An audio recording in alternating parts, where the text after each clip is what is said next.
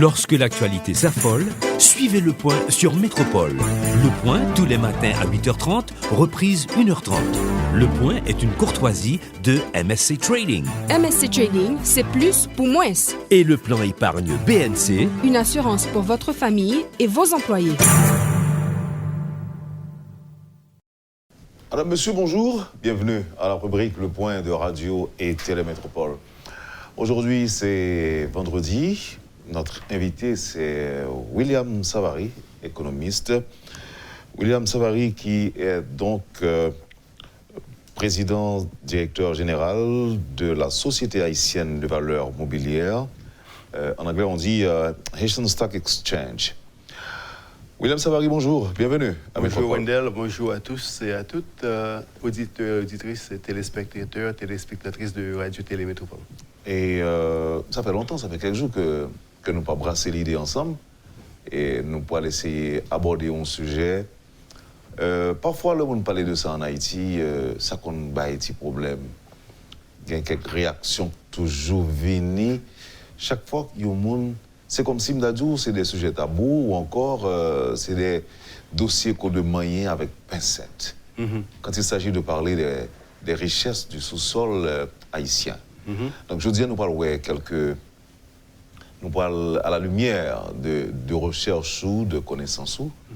Nous parlons qui ça nous doit connaître nous-mêmes haïtiens. L'or, bauxite, marbre, pétrole. Spéculation sur le pétrole, le gaz naturel, le mercure, le rare earth qui ont combinaison de différents métaux qui entrent dans différents bagailles. Donc, il y a lignite qui sont sortes d'équivalent de charbon, ou magnésium, de calcium qui est à la base de peinture, à la base de produits pharmaceutiques. Mais nous avons iridium. Bon, il y a des gens qui disent que nous avons iridium.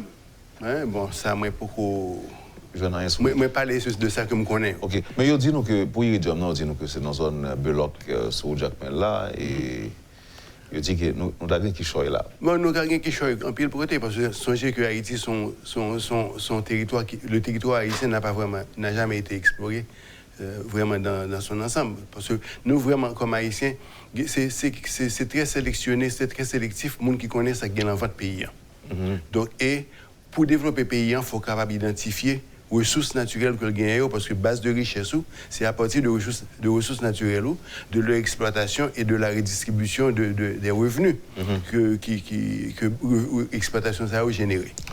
Au sein de mon liste là, moi seulement dit pétrole et pour corriger spéculation. Est-ce que ça veut dire que toute information qui a circulé, tout ça a dit, toute notre recherche qui t'a fait quoi que nous gagnons pétrole, est-ce que ou pas même dire indice? Non. Parce qu'il y a des gens qui disent que oui, il y a des indices. Mais de là à parler de gisement de pétrole, c'est fou. Maintenant, il faut rendre compte que Haïti est situé sur la même plaque tectonique que Venezuela, que Cuba. Donc, il y a une présupposition que dans la même zone, nous sommes supposés gagner pétrole. Donc, pour cela, pour capable faire, il faut être capable, en tant que scientiste, il faut capable dire un bagage qui est spéculatif, il faut capable d'identifier comme effectivement, il peut y avoir du pétrole. Il peut, en vertu de la position géographique de la République d'Haïti. Maintenant, il faut rendre compte d'un bagage qui est important, parce que les frontières de la République d'Haïti ne sont pas limitées seulement à la frontière terrestre. Ils sont allés au-delà des frontières parce qu'il y a une extension de frontières qui, bon, c'est un nombre de kilomètres de maritimes. Qu'on gagne accès en dessous de l'eau, la base même de la mer, son bastion de réserve que lié. En fait, aux Nations Unies actuellement, il y a des discussions très sérieuses qui se font pour la division et le partage du bas de la mer, du sol de la mer. Et les discussions, ça sont des discussions sérieuses parce que si par exemple, une discussion qu'a fait, je fais discussion ça, c'est la nature de la Navaz. À qui appartient la Navaz? Si que les États, selon la configuration géographique et les accords que nous avons avec les États-Unis, si on cède la Navaz aux États-Unis, toutes les ressources qui sont à peu près à 300 km en dessous de la mer qui avoisine la Navaz appartiendraient automatiquement aux États-Unis. Ce qui ferait que les ressources qui sont en dessous dans les territoires, dans les frontières maritimes de la République d'Haïti ne nous appartiendraient plus. Donc ça, c'est une discussion qui est très sérieuse, qui est faite, qui pour discuter. Donc il arrive au point, côté offshore, dans les limites du rivage, que ou carré pétrole, mais pas pour vous, parce que le bas de la mer ne t'appartient plus en vertu des accords que tu as signés. Donc, sont une série de discussions très sérieuses et très pointues que je souhaitais qu'ils vraiment entraient dans le langage du journalier des citoyens responsables de la République d'Haïti. Est-ce que, bon, je ne connais pas, est-ce que c'est un beau jour, le Venezuela t'est levé et puis décider qu'il ne va pas l'explorer et puis exploiter après? Non, il y a eu des indices. Il fait vraiment très scientifique parce qu'avant que vous êtes capable de regarder si il y a pétrole en côté, ou il y a des études géologiques qui sont faites, ou il y a les études du sol, les études de l'eau, tout ça fait. Donc il faut gagner pour capable faire une estimation. Est-ce qu'effectivement il y a des ressources hydrocarbures dans le sous-sol? Ça supposait en pile cob, explorer et exploiter. Bon. Là, on a toujours parlé de pétrole. Hein? Oui, quel que soit le domaine d'exploitation de ressources minières qu'on gagne, ressources naturelles, il nécessite COP. Mais COP, ce n'est pas un problème. Parce que actuellement, là, en Haïti, je suis sur une piste qui pourrait m'amener sur à peu près 100 millions de dollars au niveau de récupérer 100 millions de dollars si c'est vrai que si la piste se matérialise, se précise, 100 millions de dollars qui pourraient être retournés à la République d'Haïti. J'ai cette piste. J'ai aussi, à travers mes contacts... Oui, j'ai à travers mes contacts au niveau de l'international, on peut faire un montage pour la République d'Haïti et lever 300 millions de dollars pour la République d'Haïti dans moins que 12 mois. Donc ce qui voudrait dire que l'argent n'est pas un problème. L'argent n'est jamais un problème. C'est vraiment la question, c'est est-ce qu'on est capable de faire les montages financiers nécessaires pour trouver l'argent et est-ce qu'on gagne actif qui peut justifier l'argent. Ouais, c'est vraiment ça qu'on gagne. Maintenant, le point dans mes recherches, c'est que je gagne près de 40 ans dans le marché financier et puis depuis, je gagne près de... En pile temps que je fais recherche en Haïti. Donc, je parle en connaissance. On fait recherche sur plusieurs bagages. On fait recherche sur ça, sur vaudou et autres. On fait recherche sur finance, sur ressources naturelles. Non, on fait recherche sur vaudou, on fait recherche sur la cour, on fait recherche sur la population, sur la démographie. Mon gars, vous devez ça. Mais lorsque tu es un intellectuel, tu fais les recherches et tu apportes la lumière. Parce que le point, tu fais les recherches, ce n'est pas pour moi, ou faire pour porter lumière. Par exemple, m'engager dans l'activité de mettre sur pied le marché boursier en Haïti. Mais c'est son bagage que moi, j'ai près de 40 ans à faire. Je fais 40 ans sur le marché international du capital. Je travaille dans près de 15 pays. Et puis, aux États-Unis, je travaille à la bourse toute ma vie. Donc, c'est ce que je sais, c'est ce que je comprends. Et son bagage que je maîtrisais même dans mon sommeil. Donc, son bagage que je suis capable de discuter et présenter et organiser. C'est mon apport, si tu veux, à la République d'Haïti. Et surtout, c'est quelque chose que j'ai fait dans d'autres pays. Donc, et ça a toujours marché dans les autres pays? Écoute, tu ne peux pas développer un pays sans un marché du capital. Ce n'est pas possible. Okay? Ou des affairistes, qui ont fait 2 coups, qui ont fait un petit cob. Mais si tu veux vraiment avoir une économie où tu peux créer la prospérité pour que la prospérité partagée et satisfaire les conditions de croissance économique, il te faut un marché financier. Parce que, une situation qu'on y a en Haïti, côté que les taux d'intérêt qui sont pratiqués en Haïti ne sont pas favorables au développement économique au niveau des banques. Donc pour cela, il te faut des réformes au niveau des lois des corporations, il faut des réformes bancaires pour permettre à ce que les entreprises puissent accéder au marché du capital international. Ça, on n'est pas capable de faire sur le marché financier là. Donc les gens qui parlent de développement, s'ils ne comprennent pas ça, il y a beaucoup de légumes dans le soupe là. C'est ça. Maintenant, on tourne sous disponibilité ou encore sur ressources naturelles que nous avons gagnées. Et nous devons bien information ça que tout ça au dit sur pétrole jusqu'à présent, ça reste à prouver. Non. Il faut des études. Nous avons spéculé.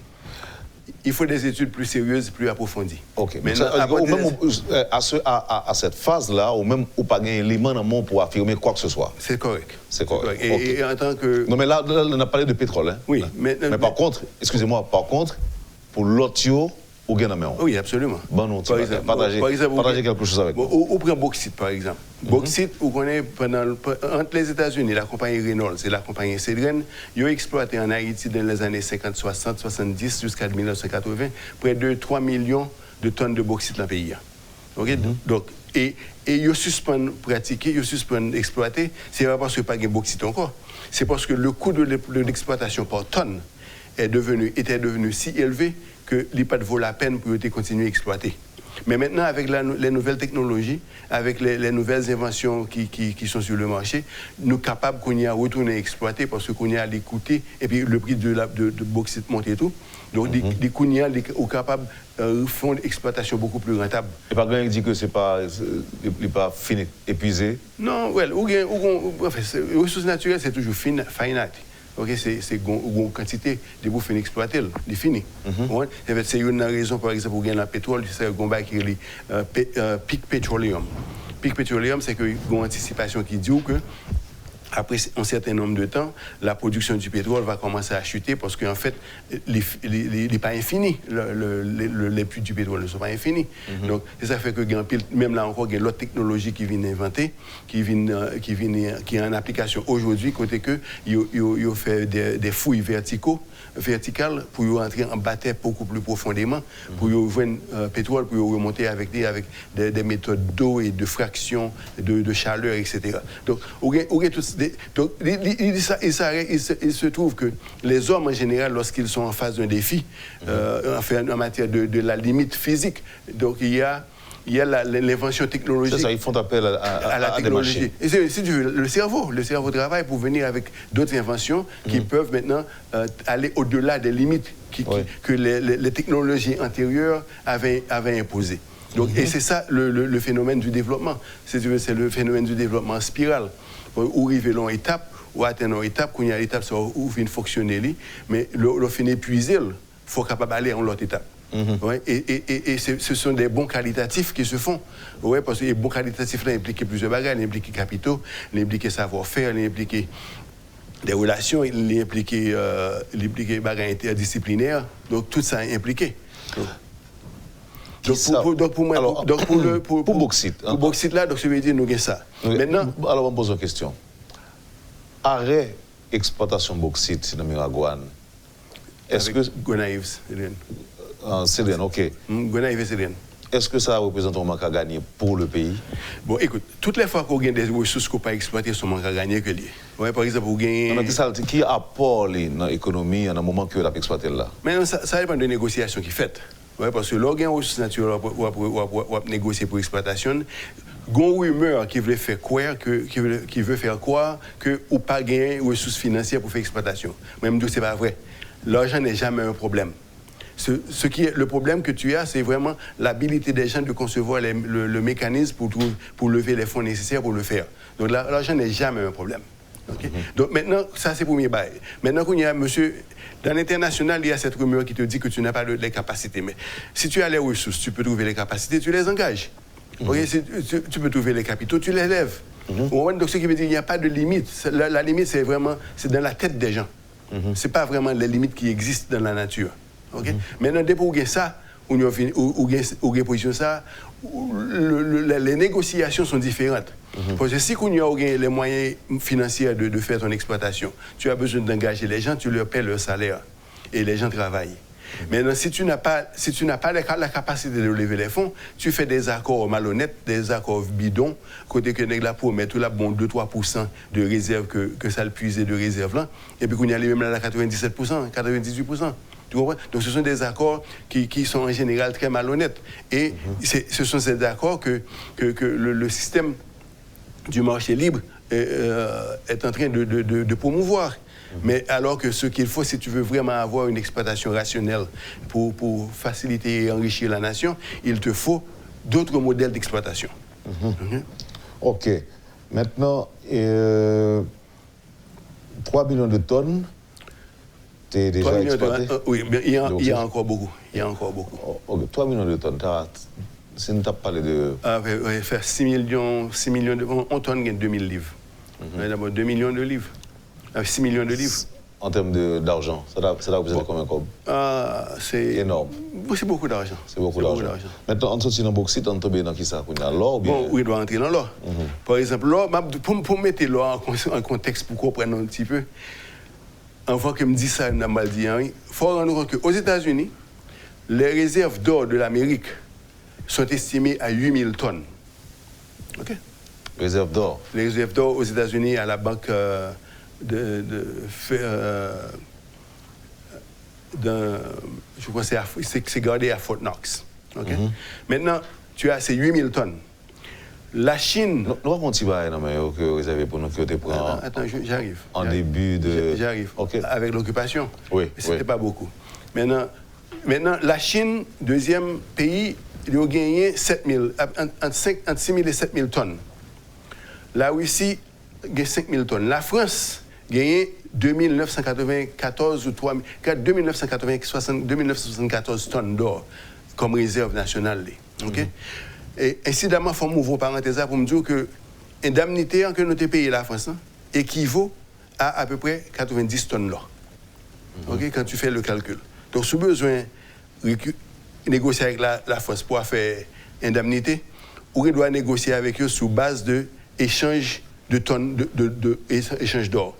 Okay? Maintenant, tout ceci pour vous dire que les ressources d'or dont nous disposons en Haïti, aujourd'hui, sont au-delà de 200, 300, 400, 500 000 tonnes. Non, on ne pas exagérer. Non. OK? Ce sont les recherches qui ont été faites, dont j'ai des copies. 500 000 tonnes oui, d'or. C'est l'estimation de nos ressources d'or dans le pays aujourd'hui. On retourne sur la France. Comment dit la France gagne lui-même? 2960. Alors, il faut rendre compte de nos bagages. Moi, je dis oui, que les réserves d'or, ce n'est pas ce qu'ils disposent en matière de minerais. Okay? Parce qu'il y a exploité mines là en Afrique, il y a exploité mines là de tous côtés qui sont anciens colonies. Donc, l'accès à des mines, c'est une chose. Mais je te parle de ce qui existe maintenant dans les réserves à la Banque centrale de France. OK? Donc, pour ça, pour comprendre, par exemple, nous disons qu'on dispose de 340 000, 350, 400, 500 000 tonnes d'or dans ce pays. C'est ce qui a été estimé que nous disposons en réserve d'or. OK? Donc là, on a assez. Sous capable. Moi, je dis tout à l'heure que je peux. Donc là, nous avons plus que la France? Oui. Plus que les États-Unis? Oui. Donc, je te dis que nous disposons, il y a les moyens pour les exploiter sans faire appel au capital, aux grandes entreprises internationales et avoir des négociations bidons, ces moyens existent. Mais il faut la mobilisation du capital pour le faire.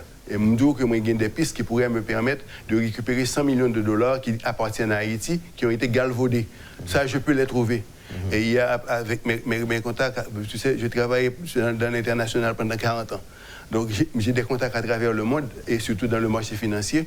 Donc, où on peut faire un montage financier pour près de 200 millions pour la République d'Haïti aujourd'hui. Donc, l'argent n'est pas un problème. Ce qu'il faut, c'est la volonté politique. C'est ça. Donc, pour engager les discussions, il faut un mandat pour ça? Ah oui, absolument. Du gouvernement haïtien? Oui, préférablement de l'exécutif. Et puis, pour autoriser Walder comme ça? Oui. Absolument. Et dans 12 à 24 mois, on aura des résultats. Et peut-être même avant. Donc l'argent n'est pas un problème. Le problème, c'est... Qui compte lié? Si je te dis maintenant, il va pas me contrat. OK. Alors, donc là, c'est un appel du pied? Oui, c'est absolument. Absolument. Okay. Il y a les moyens, donc il faut me donner les moyens de faire. OK. Maintenant... Et je te dis, je n'ai pas besoin que le gouvernement me paye. Je serai payé à partir des fonds récupérés. Ça veut dire que si on 500 millions, on dit? Comment comme qui? Oui, 500 millions que je peux faire retourner au pays. Non, vous avez dit 100 millions, non? 250 millions plus 100 millions. Ça fait 350 millions. Donc il a payé en pourcentage? Oui, il a payé en pourcentage. Je n'ai pas besoin de payer d'avance. Okay. Donc il n'a absolument aucun risque. Qu'est-ce qu'il te faudra? Ça, ce sont les négociations. On ne va pas négocier avec le gouvernement. Dans le téléphone. Non, absolument. Et par la voie des zones. OK. Parce que là, je fais descendre mon équipe, je fais descendre mes avocats, je fais descendre tout mon monde, et puis on s'asseye et on négocie. Parce que lorsque et, tu sais, il y a une chose que j'évite de faire en Haïti. Je suis parti de ce pays, j'ai 16 ans. OK? Bah, c'est toute carrière. Je suis entré en 2010. Donc, pour toute chose égale, j'adore mon pays. Je suis allé faire recherche dans la Couve-d'eau comme ça, je suis très profond dans la culture. Nous. OK? Je écris, je vais publier bientôt, et je fais recherche. Mais je demeure un consultant international qui travaille en Haïti. Donc ça veut dire que pendant là, on va réfléchir pour l'autre pays. Absolument. Combien pays? Moi, je viens. Combien de pays comme ça? Écoute, je viens d'exécuter. Je reviens de la Tanzanie il n'y a pas longtemps. Moi, pour m'aller au Nigeria, j'ai une demande maintenant, une sollicitation pour aller au Nigeria faire une consultation le mois prochain. Donc, je suis sollicité en Afrique, je suis sollicité en Europe. Et en Haïti? En Haïti, je plus préféré intéresser bloquer que ouvrir porte. Donc, je ne vais pas occuper. Oh, OK. Ouais, donc, c'est des histoires vécues, soit dit là? Ah oui, absolument. Et n'est qu'à bloquer mieux qu'on est. Vous représentez un danger pour eux, non? Non. Bon, écoute, moi, je pense que j'apporte de la lumière et je pense que je peux apporter beaucoup de mon savoir au service de la nation. Moi, je dis tout à l'heure que je suis sur le point de former 1000 individus dans le marché du capital parce que d'ici 2020, je vais introduire d'autres entreprises dans le pays. Donc, pour les introduire, il me faut des gens qui sont calés en matière de finances. Je vais les former. Donc, moi, pas gain. Donc, on est qui veut bloquer. Bon, allez, je regarde. Je dis, je regarde, allez. Bon, dites qui votre précision. Il dit que Cédren, c'était une compagnie minière qui exploitait le cuivre au Gonaïve, pas la bauxite. Il n'y a pas de bauxite dans cet endroit précis. Copper, cuivre. Merci. Dis-lui merci de moi, c'est traduction. Moi, je n'aime pas. C'est la traduction. Oh, OK. Donc, auditeur, William Do, merci pour la précision. OK. Maintenant, là, nous parlons de l'or, nous parlons de bauxite. Et qui ça nous gagne encore? Bon, ou gagne marbre. Ça marbre à représenter? Marbre ou représenter à peu près 700 millions à 1,4 milliard de dollars en matière de potentiel qu'on est capable s'il a exploité correctement en Haïti. Donc, incidemment, il faut me dire que moi, j'ai essayé de mettre en place, en fait, avec le bureau des mines, une entreprise pour l'exploitation des marbres. Mais il se trouve que la proposition qui a été soumise était bloquée au niveau du ministère des Travaux publics. Il va me signer l'autorisation faire. Mais j'étais sur le point, on allait exploiter les marbres et créer, je crois à l'époque, on envisageait 25 000 emplois et pour l'exploitation de nos mines de marbre. Donc, ça, c'est encore quelque chose qui fait aller. Moi, j'étais convaincu que, pas seulement qui fait des recherches sur ça, Haïti gagne. L'ingénieur Prepti, entre autres, qui est au ministère des Mines. Il a un texte qu'il a publié, je crois, il y a quelques années, où il a fait une décantation de tout ce qui existe dans le pays. Donc, et il y a les Nations Unies qui fait et recherche tout, ou il y a Oxfam qui fait recherche, ou bien qui a accès à des recherches, et le département d'État américain tout fait des recherches. Donc, il y a une carte de tout ce qui existe dans notre sous-sol au niveau du département d'État américain. On ne va pas sous-estimer ça. Okay? Donc, et Haïti, géopolitiquement, Haïti a une position qui, si tu veux, c'est le bas-ventre, fait partie du bas-ventre de l'Amérique. Donc l'Amérique est censée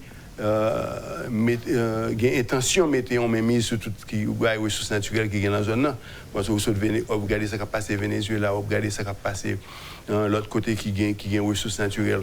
Donc, il ne faut pas sous-estimer ça. Les États-Unis, ils ont une carte de tout ce qui existe dans la région. Maintenant, ça qu'empêche nous exploiter nous-mêmes? Je pense que la première chose, c'est vraiment la volonté politique. La première chose. La deuxième chose, c'est que l'habilité de négocier les deals. Parce qu'en pile, le monde dans le pays qui a gardé mignon, il a gardé comme si c'était privé pour être mes prendre. C'est eux-mêmes qui ont contrôlé. Donc là, on parlait de qui est ça? On parlait de dirigeants? Écoute, beaucoup de gens. on ne peut pas rentrer dans les spécifiques, mais beaucoup de gens, excuse-moi, qui regardent les mines, les ressources minières de ce pays, ils regardent les bails comme si c'était privé. Bon, pas qu'à regarder si c'est mon bail qui est visible. Non, l'aime de regarder, de façon littéraire. On ne va pas le garder dans le baptême, mais on connaît l'existence où elle est sous papier. Vous comprenez? Donc, monsieur regarde comme si il peut être exploité pour eux-mêmes. Mais alors qu'en ressources naturelles, c'est un bail qui est supposé exploiter pour le bien-être de la nation. Ouais? Ça relève, si tu veux, du droit souverain de l'État, du droit régalien. Côté gain ressources, les sous-territoires, ils appartenaient à eux-mêmes. Et maintenant, dans la fonction d'homme d'État, où tu as la responsabilité d'améliorer la condition de vie des citoyens de ton État, donc on gagne pour exploiter les ressources naturelles pour le bénéfice de la nation. Donc, maintenant, cette notion, c'est une notion que nos hommes d'État devraient s'approprier. Maintenant, mais soit en Haïti, on a une série de bandits étrangers qui viennent en Haïti, qui viennent négocier pour accaparer les ressources naturelles, et puis pour exploiter, et puis Haïti 2-3% sur la vente. Donc, ça, ce sont des négociations que, en fait, n'importe qui dans le cas de figure que vous voulez, il n'est pas acceptable. Mais pour capable de faire, il faut capable camper en face, il faut capable de gagner ressources pour faire. Et puis qu'on y a pour connaître comment on va l'organiser. Tout s'organise. Pas de personne pays qui a avancé du jour au lendemain. C'est à pas de tortue que tout pays a avancé. Oui. Okay? C'est une génération bâtie sous épaule de l'autre génération. Même tu as l'impression que même si c'est à pas de tortue, il y a des pays même qui ont peut-être pas avancé du tout. Bon, pas vraiment, non. Ils ont avancé, mais ils ont avancé petit. Mais en fait, moi, je me dis, ce sont des pas de géants, mais le géant, c'est une fourmi. Non, pas de moi. Vous pensez qu'on n'a pas avancé? Ah oui, absolument. Haïti avance. Ah bon? Dans quel domaine? Bon, écoute. Tu n'as qu'à regarder tous les matins. Au niveau de l'industrie textile, c'est un secteur qui est très performant.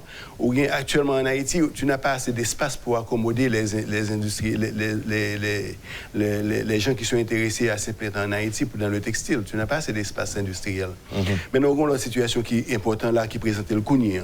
Avec le trouble qui existe, la guerre commerciale qui existe entre la Chine et les États-Unis, il y a beaucoup d'entreprises qui étaient installés en Chine, qui aimeraient bien sortir de la Chine pour sortir de l'implication des tarifs qui sont impliqués sur les produits qui viennent de la Chine. Mais maintenant, Haïti représenterait, sous tes leadership qui t'a gardé ça comme opportunité, qui représente une opportunité côté pour capable de gagner des gens qui activement recruter ces hommes d'affaires pour faciliter leur implantation en Haïti et la création d'emplois et si tu veux le transfert de capitaux et de savoir dans le pays. Donc, Haïti a pas avancé même. C'est ça.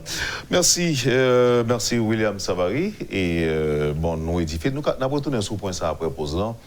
Et puis nous allons parler de gestion patrimoine national et individuel.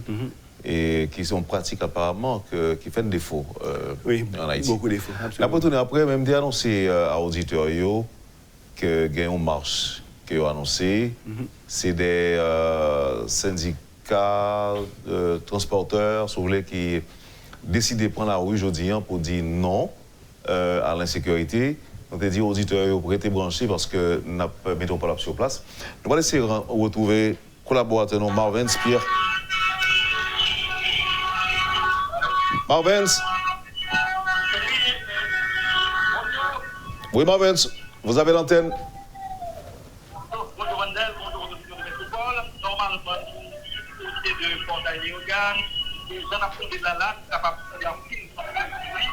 Donc, dans le Portail des organes, il y a presque une centaine de véhicules qui ont même chauffeur, qui a fait surtout chauffeur des grands bus, des gens, qui ont gagné des revendications qui ont fait passer. Chaque machine, chaque véhicule, il y a des étages qui plaquent sur la baille, l'État prend des responsabilités, donc vous voulez vivre dans l'autre Haïti, vous voulez vivre dans la paix, il ne faut pas casser l'étage content que ensemble chauffeurs, ils ont même cette grosse activité, mais que la situation sécuritaire là lui-même n'est pas valoir, donc c'est que cette insécurité qui sont à valider dans la zone taillot. Donc pour le moment, nous avons une base sur c'est un véritable défilé de véhicules que les chauffeurs ont fait passer un ensemble de revendications. Ils ont même demandé justice sur ces chauffeurs qui mourent dans un an. Dis-nous, Marvin, est-ce que l'impacté circulation dans la zone ça? Est-ce que l'autre machine circulait, il y a une activité normalement?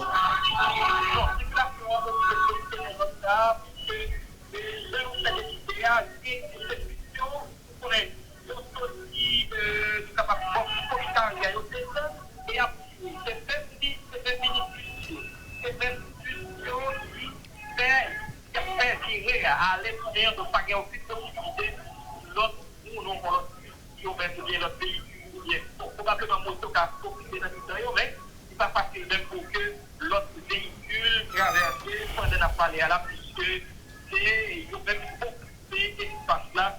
Et ça qui arrive dans un petit temps, il est capable de camper, mais il est capable de même occuper leur circulation dans la zone qui arrive à l'intérieur de tout. Est-ce que il y a la police sur place? Nous pas remarqué la police. Bon, bien que nous sommes bon commissariat et nous remarqué la police. Jusqu'à présent, la police par la police, nous avons cherché si c'est la police. Et dans la zone, il y a bonne c'est pas des actions. Donc nous avons continué à chercher pour être capable de garder dans le et effectivement, la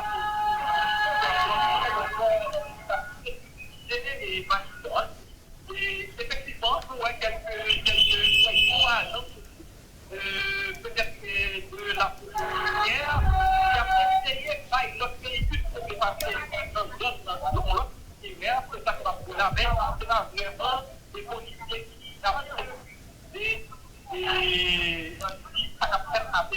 Ok. Et maintenant, pour nous finir, Marvin, on parlait nous d'une centaine de véhicules. Est-ce que on parlait d'une centaine de véhicules, est-ce que nous avons parlé de participation piétonne également dans la marche là? Participation quoi? Comment? Est-ce qu'il y a un pile de monde à pied qui a circulé dans la marche là? Pas vraiment, pas vraiment. Peut-être les chauffeurs qui sont plus impliqués. Mais nous sommes capables à pied, et des curieux, des petits qui sont dans mais après ça, c'est d'autres chauffeurs qui ont dit capables de payer un véhicule de contact qui est leader mouvement, qui se voit capable qui est vers qui a puisque ta produit chauffeur, il a suivi. Mais pas vraiment gagné en quantité et imposante de monde, des individus qui à pied, qui a marché. Non, c'est plus des véhicules qui ont fait exactement et ça va être là, en train de décider, et relais contre l'insécurité.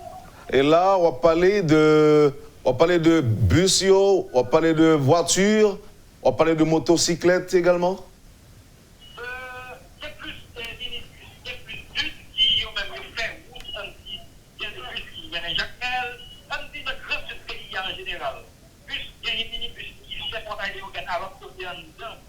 Capital là qui là dans tout, mais moto yo nous pas trop ouais, seulement capable de moto là yo, c'est plutôt des curieux, mais yo pas vraiment impliqué dans le mouvement fait matin là. C'est ça. Merci beaucoup Marvin, peut-être si possible si gagne une information intéressante ou qu'a toujours fait un signe pour nous capable partager avec le public métropolitain. Merci Marvin et à plus tard.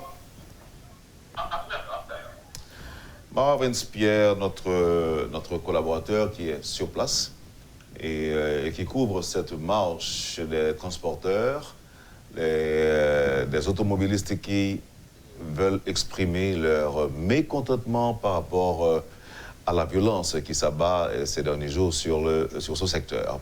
Bon, évidemment, tout le monde est frappé, tout le monde est concerné par l'insécurité, mais les automobilistes veulent dire non, ou encore les syndicalistes du secteur du transport veulent dire non à l'insécurité.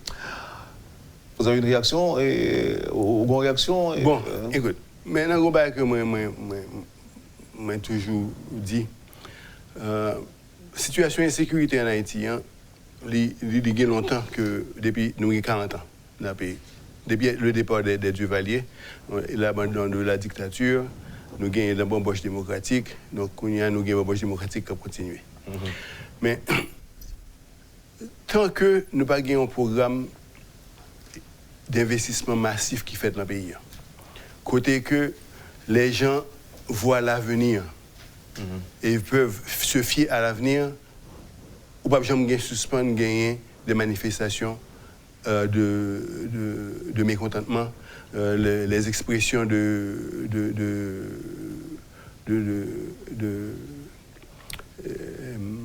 mécontentement, on peut toujours gagner parce que les gens doivent vivre. Les frustrations, les gens doivent avoir de quoi vivre décemment, élever leurs enfants, partir en vacances, avoir de l'épargne, garantir leur retraite.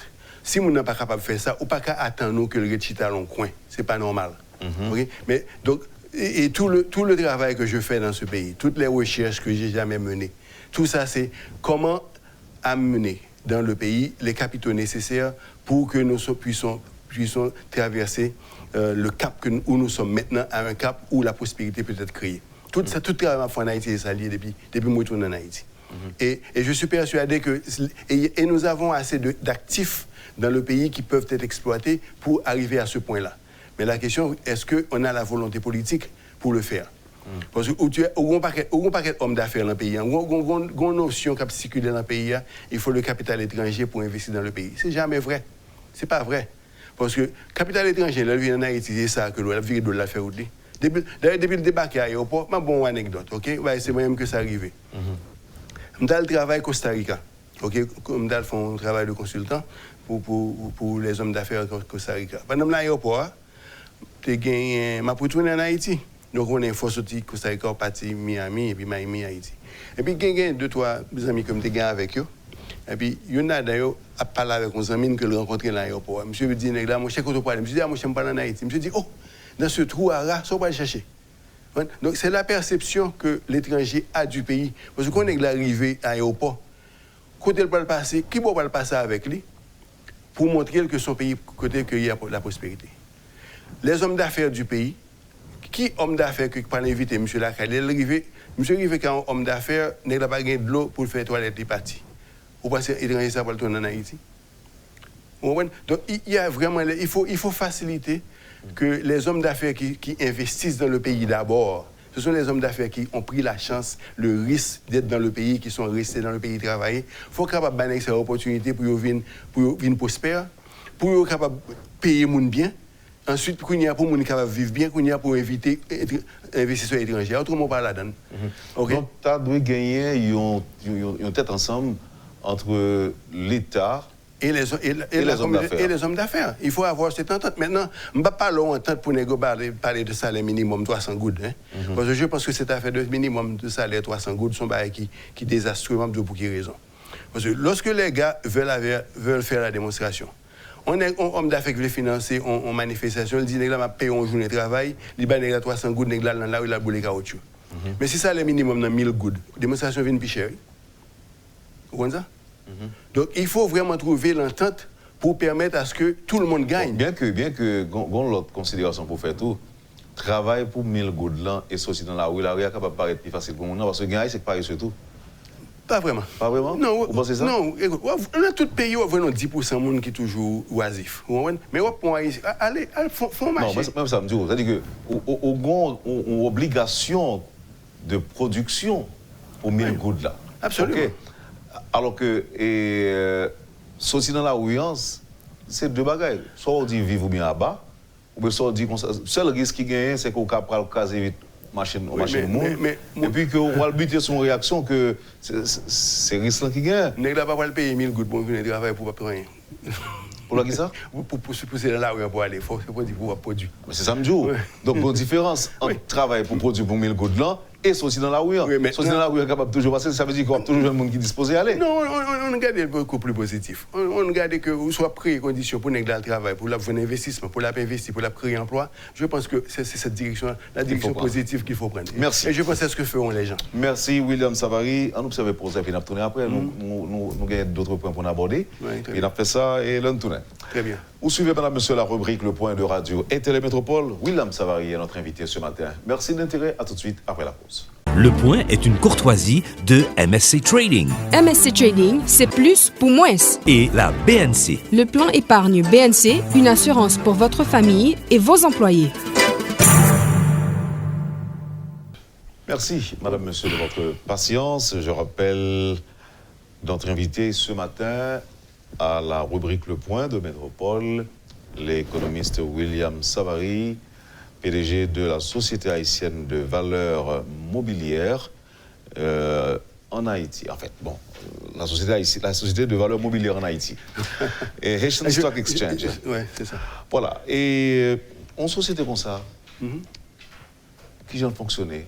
Bon, nous travaillons fondamentalement, c'est faire les montages pour les entreprises, pour leur lever des fonds.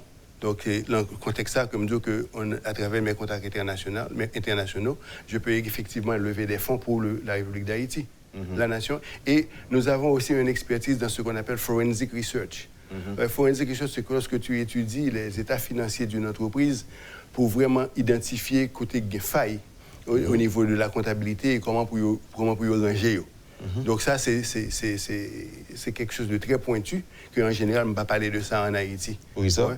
Bon, écoute, si tout le monde, moi, je fait, je parler de ou pas quel bail que je connais après 40 ans d'expérience de consultant au niveau international et au plus haut niveau. Ça a empêché que l'entreprise a implanté et fonctionné en Haïti? Lesquelles des entreprises? Les entreprises de soit de 40 là d'ailleurs? Bon, il y a un plus gros problème qu'on a en Haïti, c'est le problème de la comptabilité. Okay? C'est vraiment ça, un très gros problème. Parce qu'on a une situation côté Haïti, il y a pas de loi comptable PAL. Okay?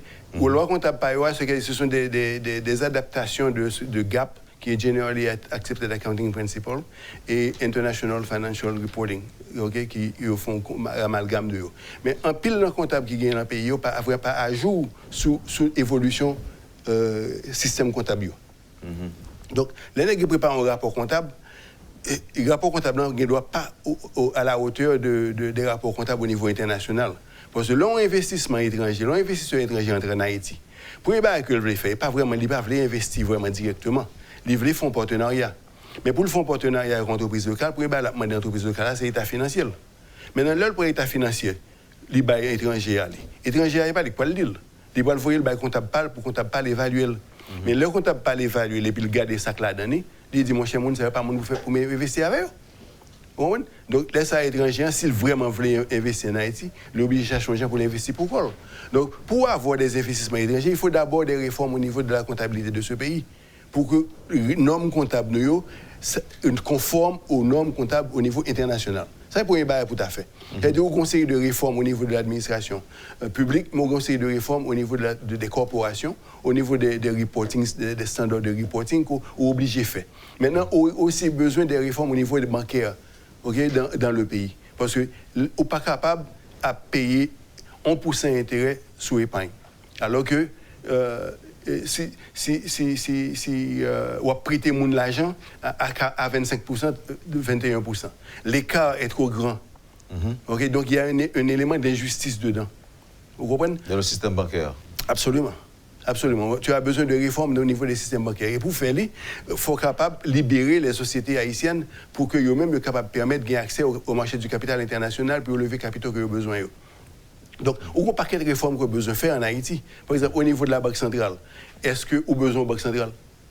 Est-ce que le pas préférable que nous ayons un currency board pour gérer la masse monétaire? Donc, il y a vraiment, les réflexions sont très profondes à faire dans ce pays pour que nous vraiment attirer les investisseurs que nous voulons. Et est-ce que la gagné capacité de régulateur, par exemple, pour Jean les Jodi? Écoute-moi, les réguler quoi? Le fonctionnement des banques, notamment. Tu es sûr? Non, je vous pose la question. Ou c'est les banques qui règlent la Banque centrale? Je vous pose la question. Donc, selon vous-même, c'est l'inverse. C'est une autre discussion. OK. Mais selon vous-même, c'est à l'inverse. Bon, écoute, il y a beaucoup de choses qui doivent s'améliorer dans ce pays. OK. Maintenant, il y a un point que nous avons pour nous dans l'émission. Ça veut dire que les papes qui ont élaboré suffisamment sous lit, puisque le a bousculé non, William Savary. Question, on parlait de question patrimoine. la gestion du patrimoine. Okay. Selon moi-même, c'est un bagage que nous pas gagner ou que nous pas maîtriser. Bon, c'est une bagage qui est importante dans le pays parce que regardons bagage avec tremblement de terre qui se passe ici. En fait, en général, les gens de ce pays, d'abord, il faut nous dire que la gestion du patrimoine constitue en plusieurs choses. La première chose, vous gagnez la gestion de les efforts pour défiscaliser les revenus. Vous gagnez l'accumulation des actifs. Vous gagnez la gestion des actifs. Vous comprenez? Donc, vous avez 3 grands éléments, 3 grands champs d'intervention au niveau du patrimoine au niveau individuel. Au niveau des entreprises, tu as la gestion du cash flow. Tu as les investissements nécessaires pour la croissance de l'entreprise. Donc, et tu as maintenant les partenariats et les plans de pension des entreprises qu'il faut gérer. Donc, tu as un champ immense de la gestion du patrimoine. Parce que c'est à partir de la gestion du patrimoine que le futur se définit. Parce que plus on a un patrimoine qu'on gère aujourd'hui, plus les garanties le lendemain. Mais l'autre chose qui est très important, c'est la question de la succession. On a une entreprise aujourd'hui, il arrive à l'âge que le pas travailler encore, ça la fera. Est-ce que la bonne petite l'île? Est-ce que la bonne employée? Est-ce que la liquide? Non, mais c'est héritage automatique, héritage d'office. Oui, mais c'est petit, tu vas qualifier. Parce que le paquet d'entreprises en pays disparaît, c'est parce que les enfants ont hérité les entreprises des parents, mais les enfants n'étaient pas à la hauteur de la gestion qu'il fallait. Si vous regardez l'histoire pays, où on peut essayer de familles, de noms de familles, je ne vais pas dire de grandes familles, je ne vais pas dire des grands vraiment, mais qui disparaissent. Parce que les enfants, lorsqu'ils ont fait la relève, ils n'étaient pas à la hauteur de la gestion que faisait leur père. Ou bien, les conditions ont changé, il y a l'autre concurrence qui est venue sur le marché, les pères avaient une situation de monopoly, donc le monopole a disparu, donc les enfants ne peuvent plus faire la concurrence. Donc, il y a un paquet de bonnes bagailles qui impliquaient la passation de l'héritage. Donc, c'est pas simplement, c'est d'office. Hein? C'est pour ça important, et William Savary, et pas que ça dit déjà pas important, non? Mais là, on a parlé d'entreprises qui ont disparu parce que maman, papa, t'as géré le gens et les héritiers directs ne sont pas à la hauteur de la gestion. Ne sont pas à la hauteur. Oui, parce que là, maintenant, que nous faisons, en fait, que moi, je fais ici en Haïti, que le niveau carrière, je gère le patrimoine des gens. Mais la gestion du patrimoine, c'est vraiment comment placer leurs fonds et faire fructifier les fonds. Donc, c'est un service que je fais de façon très sélective. Donc, on va faire pour tout le monde? Non, c'est le monde qui connaît qui me fait qui vient de côté. Donc, ça veut dire que si je suis une entreprise là, et puis je sens que je questionner l'avenir ou bien le futur de mon entreprise, je ne pas trop qu'à compter sur petit moi parce que c'est pas ça qui intéresse. Même ça me décrée. Ouais. Maintenant, c'est le moment de réfléchir à la passation et réfléchir comment. Maintenant, on doit structurer l'entreprise là, de façon à ce que les enfants continuent de jouir, mais sans que les enfants ne soient engagés dans la gestion. Oh, mais elle va disparaître quand même après ça. Parce non, que... pas vraiment. Mais toutes les grandes entreprises dans le monde, c'est comme ça va fonctionner. Maintenant, l'homme parle tout à l'heure, on a besoin de faire de réformes. Ça rentre dans la réforme, oui. Il y a une réforme aussi dans la réflexion. Parce que papa, maman disparaît, il fait un business mourir et puis ça passe à l'employé. Bon, ça connaît tout les petites qui jouent seul. Il seulement pareil, il a joué et puis gaspiller comme blanc, comme ils font, et puis mauvaise gestion s'ensuit. Oui, mais c'est pourquoi tu as ce qu'on appelle le testament.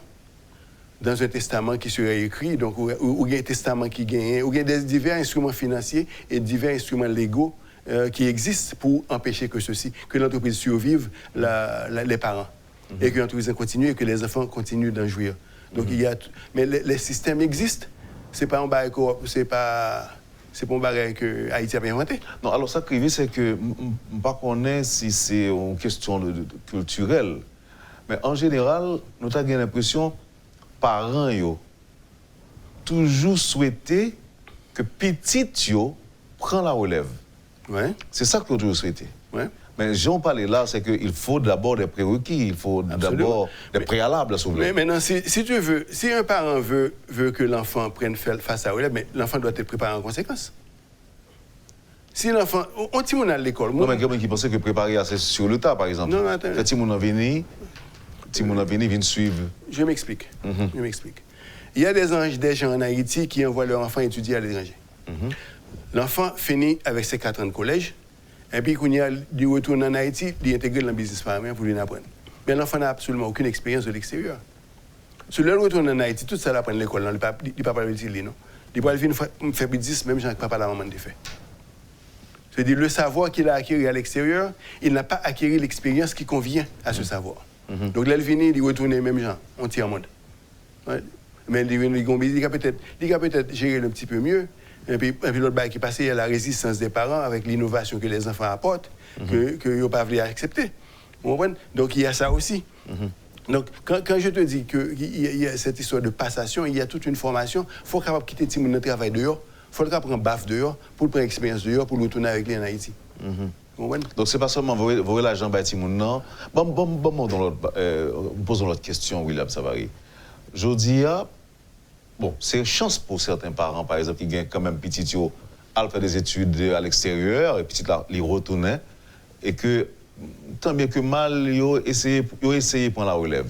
Mais je dis, réflexion qui a faite, bon côté un pile parents qui ont réussi à voir petit yo à l'étudier à l'étranger, c'est que ils ont plus encouragé les gens à rester côté lié à Pito, même si le business est crasé et disparaît, ou le petit gens retourner dans le pays là, parce que ils disent que, un, le pays n'a pas offert grand-chose, deux, les gens ont paraît depuis l'aéroport, ils tirent. Donc, l'argent perdu, l'amour, bagaille et autres perdu pour tout le monde. Dans ce cas-là, c'est qui conseille que vous êtes capable de apparence à eux, ou bien à tout le monde qui a fait un mode de réflexion à eux, qui sentit qu'ils sont découragés, qui ne sont pas intéressés, faire petit jour retourner dans le pays, venir bailler pays, ça que vous apprenez, et bailler parents retour un petit encouragement, quoi. Bon, écoute, là c'est vraiment une question fondamentale et c'est une question existentielle. Une nation peut exister que si les citoyens de la nation travaillent au bénéfice de la nation. Il n'y a pas à sortir de là, pas gagner l'autre formule. Maintenant, on parents qui investissent, qui ont un business, que les encouragent les petites ligrités dehors, que le business n'a venu, que les pas encouragent les petites ligrités pour relève business là, faut regarder quelle qualité business que lié. Parce que si on c'est une manufacture que le gagne, il ne peut pas encourager les petites ligrités dehors. Parce que les gens qui sont dans la manufacture dans ce pays, leurs enfants reviennent et sont intégrés dans la manufacture. Mais au moins qui ont un business retail, quand ils n'ont pas acheté des bon marché pour le revendre, ils sont contents de voir les petits de un petit moment qui te paye ça. Okay? Mais quand tu rentres dans la manufacture, quand tu rentres dans la création de la valeur, la réflexion est différente. Ça dépend de qui business que mon est. Okay? Donc, ça, c'est la première chose. La deuxième chose, vous gagnez en situation de la concurrence. Un marché concurrentiel a besoin de gens compétents et bien formés. Donc, si un là qui gagne business là, c'est le monopole qu'il gagne. Ce n'est pas la concurrence que il bâtit business là. Eh bien, il ne dit pas comment que la quelqu'un a un monopole là, il ne peut pas l'encourager petit de venir. Mais si son manufacture qui connaît que la fait concurrence avec la Chine, la fait concurrence avec Taïwan, la fait concurrence avec Dominicaine, la fait concurrence avec le monde, côté pour que le meilleur gagne. Ce gars, il est poussé par le désir du succès. Il ne peut pas quitter petit dehors. Parce que ce désir du succès, il l'a intégré dans ses enfants. Okay? Donc, il faut regarder la part des choses. Maintenant, il y a un auteur français que j'admire, c'est Baudelaire, qui a écrit Les fleurs du mal. Okay? Tu sais, le point, c'est de pouvoir trouver les fleurs dans le pays, même dans ce mal. Dans la charogne, on trouve la fleur. Dans l'épine de la rose, on trouve la fleur. Tu comprends? Donc, il faut commencer à réfléchir différemment. Il faut regarder les pays, il faut regarder nos pays. C'est nous-mêmes qui pouvons changer le pays. Et il faut changer le discours. Il faut changer le discours que le pays n'offre rien. C'est nous qui offrir. Le pays, c'est un bout de terre. Moi, ce terre pas pour rien. Il y a des ressources naturelles, c'est vous-même qui vous faites tout le travail pour exploiter. Mais en général, type de discours, ça, les gens gagnent, ils ne vont pas parler à bout de terre. Ils ont indexé l'État. Oui, mais l'État, c'est quoi? L'État, c'est nous.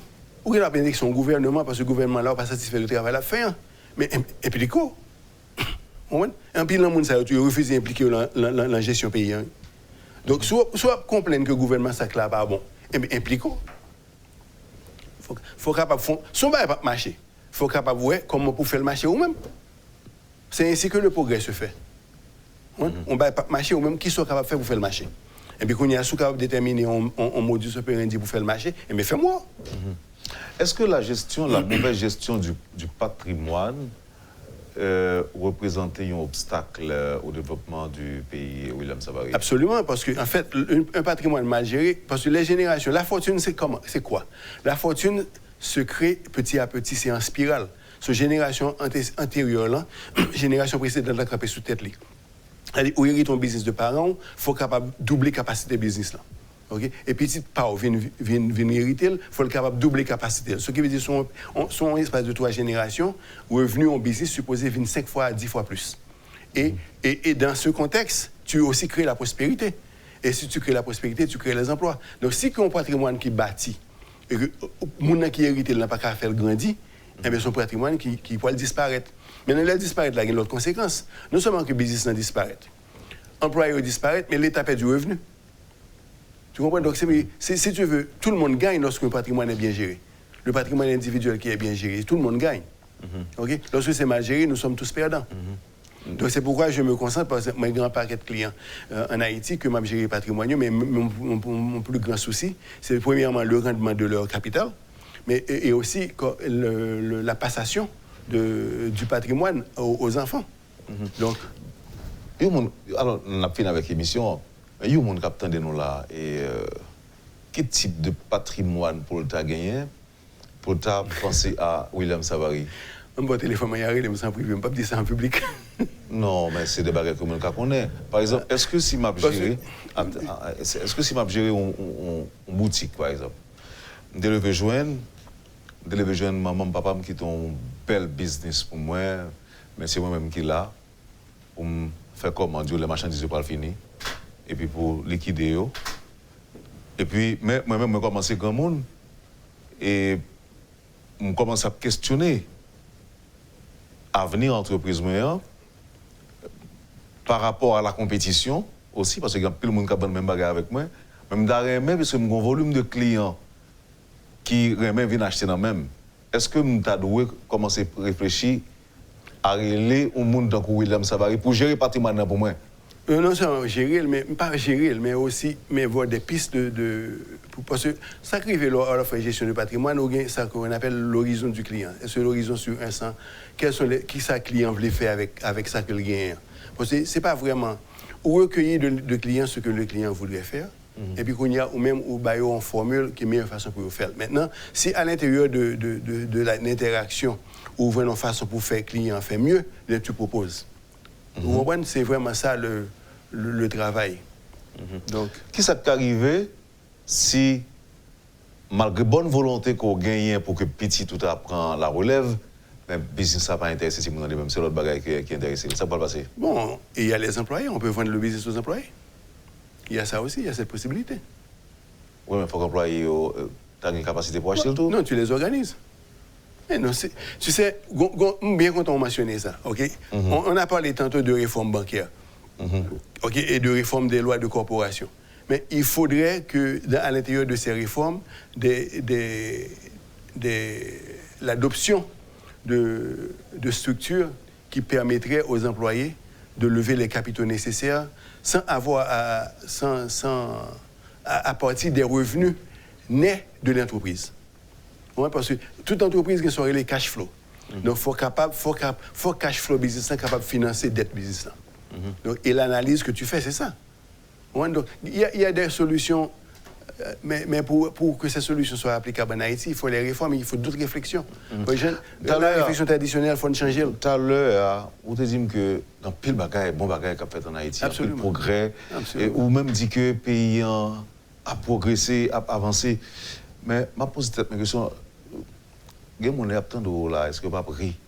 Est-ce que pas pris ou est-ce que pas pris, ça n'a pas dit? Bon, c'est simple. Là, parce que bon, je ne vais pas facilement rencontrer un monde qui est aussi optimiste que Jean hier. Parce que l'impression générale, c'est que le pays, on fait du surplace, de marche, et autres, nous chargeons avec problème, et autres. Mais là, c'est comme si là, si il y a un petit monde qui vit à l'étranger, pas besoin de payer encore, faire venir.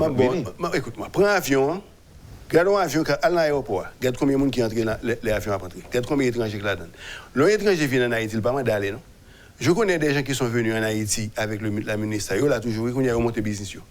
OK? Ils ont refusé de retourner en Haïti. Ils ont cherché, vous voyez, madame, soeur, ouais, tout le monde est en Haïti. Ou lever le matin, aller, prendre route sud là. Prendre route nord, ou bien prendre route sud là. Gardez rizières, gardez les gens qui travaillent. Allez dans la manufacture, allez dans la zone franche, regardez les gens qui travaillent. Vous avez près de 80 000 personnes qui travaillent tous les jours dans le pays.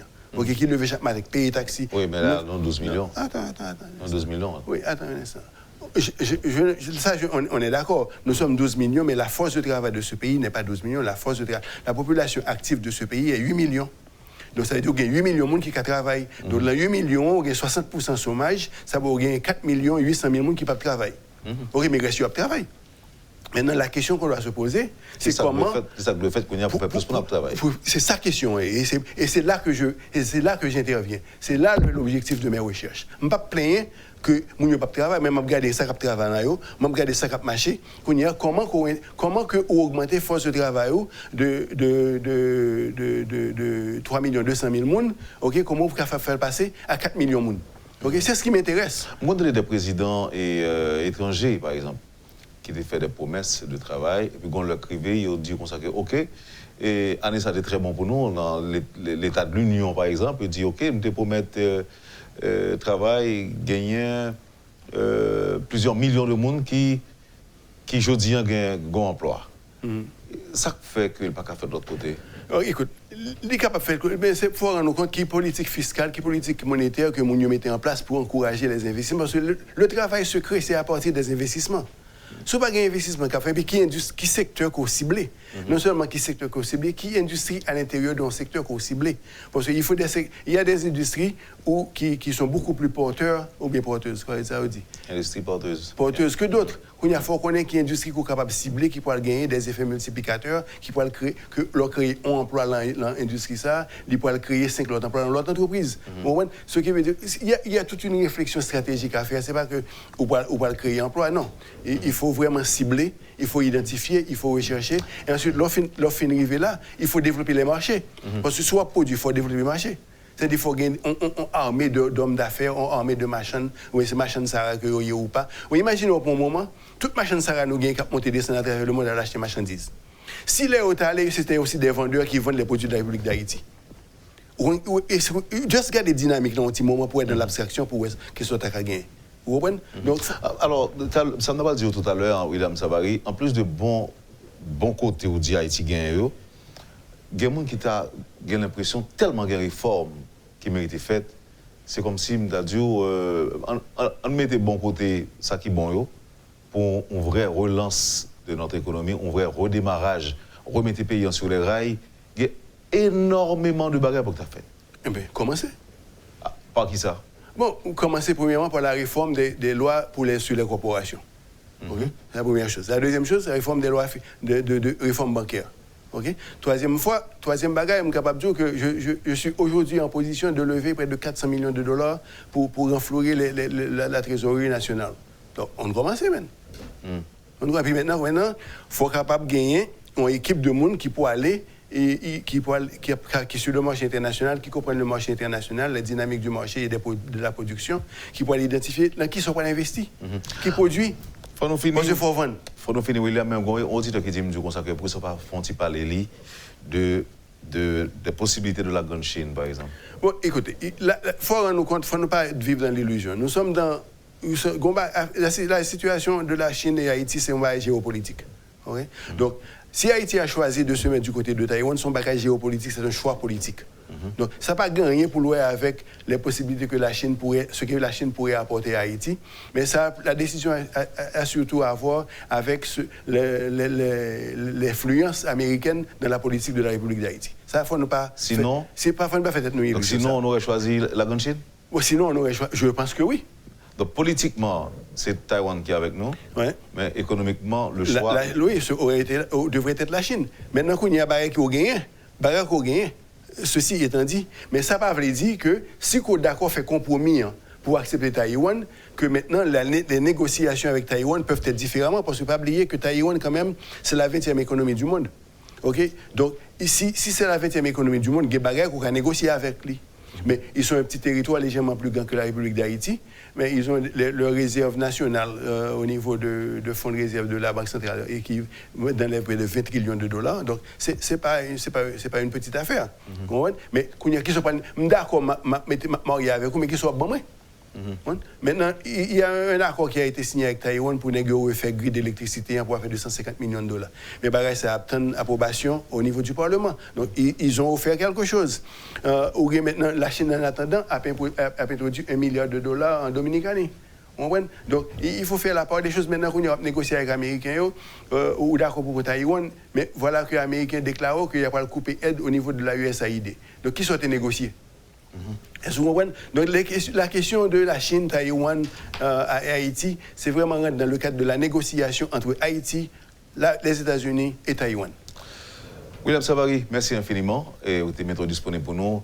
Nous avons notre émission pour nous faire encore à l'avenir, pour aborder des sujets que n'ont pas toujours abordés. Si ça ne te dérange pas, je peux donner aux gens mon téléphone. Oh, bien sûr, allez-y. Ou même que ça doit te déranger. C'est pas moi, en tout cas. Donc, s'il y a des gens qui s'intéressent à me contacter au niveau de la gestion de patrimoine, donc je vous prie de noter mes coordonnées. C'est le 3475-3475-9674. 34 75 96 74. C'est bon. 34 75 96 74. Voilà, bien encore une fois, merci et bon week-end. Merci, Wendell. Vous avez suivi, madame, monsieur, la rubrique Le Point de Radio et Télémétropole. William Savary était notre invité ce matin. Passez une bonne journée et surtout un bon week-end avec Métropole. Rendez-vous lundi. Allez. Lorsque l'actualité s'affole, suivez Le Point sur Métropole. Le Point, tous les matins à 8h30, reprise 1h30. Le Point est une courtoisie de MSC Trading. MSC Trading, c'est plus pour moins. Et le plan épargne BNC, une assurance pour votre famille et vos employés.